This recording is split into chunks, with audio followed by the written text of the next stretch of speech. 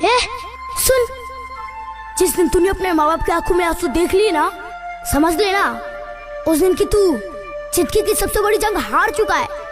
क्योंकि बाप अपनी हड्डियां गलाकर भी तेरे सपने को सजाता है। हर माँ अपने को छोड़कर अपने बेटे की रक्षा की दुआ करती है।